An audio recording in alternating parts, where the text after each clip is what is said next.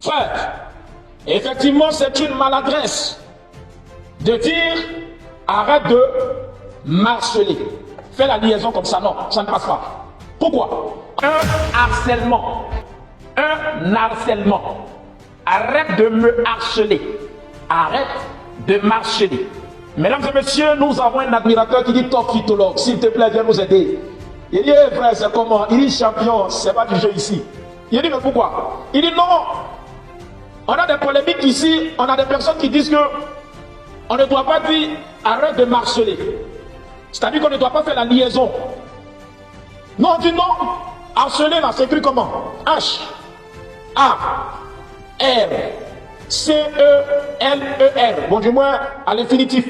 Donc ça commence par H, c'est ce qui nous intéresse. Donc on doit faire la liaison pour donner une certaine beauté, n'est-ce pas, à notre lexique. Comme on dit homme, qui commence par H. On dit un homme. Donc un harcèlement des hommes. On fait la liaison. Mais harceler, il dit non, on doit forcément dire arrête de me harceler et non arrête de marceler. Il dit les gars, c'est dosé, hein. Mais en toute humilité, en toute modestie, on va essayer. Frère, effectivement, c'est une maladresse de dire arrête de marceler. Fais la liaison comme ça, non, ça ne passe pas. Pourquoi? En toute modestie, on va essayer. Déjà, il est clair que ce n'est pas une obligation, de manière générale, de faire des liaisons. Mais en faisant des liaisons, on donne une certaine beauté, un certain esthétisme à notre narratif. Et ce qu'il y a à souligner, c'est qu'il existe des contextes où faire une liaison n'est pas un problème, ne pas faire aussi la liaison n'est pas un problème. Il y a des contextes où la liaison même, visiblement, doit s'imposer pour donner de la justesse et beaucoup plus de crédibilité à notre communication. Et puis il y a des contextes où on ne doit pas faire la liaison. Je donne des exemples. On dit, des élèves sont venus me voir. Tu n'as pas menti. C'est vrai, tu n'as pas fait de liaison. Mais ici, tu vois que si tu dis des élèves sont venus me voir, c'est encore plus beau. Un autre exemple. Tu dis par exemple,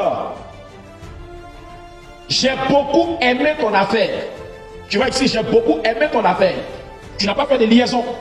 C'est bon, ça passe, ça sonne même bien. Mais quand quelqu'un dit, j'ai beaucoup aimé ton affaire, ici il a fait la liaison. Et c'est encore plus beau, plus intéressant. L'autre n'a pas menti. Celui qui vient de faire la liaison aussi est dans la légalité littéraire. Maintenant, il y a des contextes où celui qui fait la liaison, comme le cas de harceler, il y a problème. Ça ne doit pas se faire. Pourquoi? Et ce qui trompe, c'est le H. On sait que ce sont des voyelles.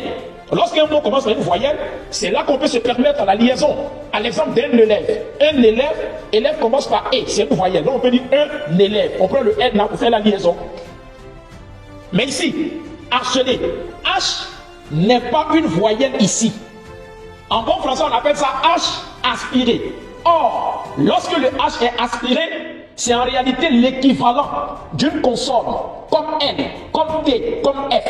Par conséquent, se permettre de faire une liaison se présente comme une maladresse dans le contexte de la langue de Molière. Donc on va dire arrête de me harceler et non arrête de marceler.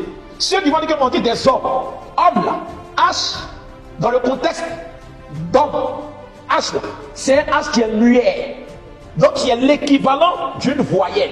C'est pourquoi on se permet de dire des hommes, des habitations. Habitation commence par H. Son H là, c'est un H qui est muet. Donc l'équivalent d'une voyelle. Donc on va dire des habitations. Celui qui dit des habitations, il n'a pas menti. Mais pour donner plus de beauté, on va dire des habitations.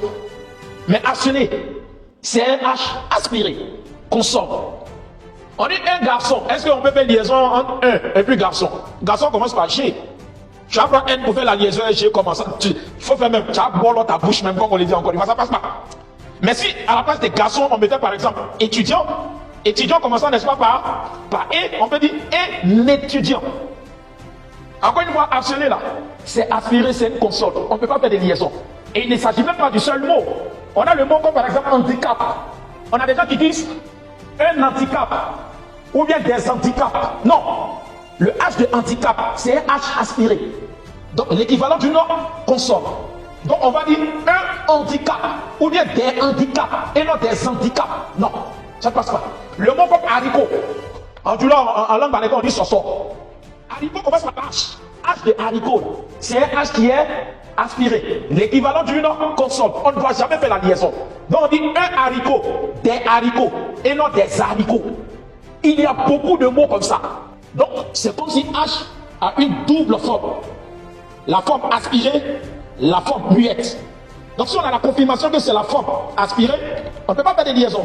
Si on a la confirmation que c'est une forme, ou bien c'est la forme muette, là on peut se permettre de faire des liaisons. C'est comme le mot hangar, dans le sens de bâtard, comme on le dit. Bâtard pour essayer de faire les grains, ainsi de suite. Hangar commence par H. H de hangar, c'est aspiré. Donc on va dire un hangar, des hangars, et non des hangars. Donc ceux qui disent que non, hein, les handicapés, d'ailleurs le mot même il n'est plus d'actualité. On préfère plutôt utiliser des personnes en situation de handicap et non des handicapés. Encore une fois, le H là, c'est aspiré, donc on ne doit jamais faire des liaisons. Ceux qui disent que arrête de m'harceler, non, ça ne passe pas. Arrête de me harceler. Don Fortuna, alias le Topitologue, le maître de l'archiparlante noubotiste de bénédiction, les gars. On ensemble, je vous aime aussi, merci.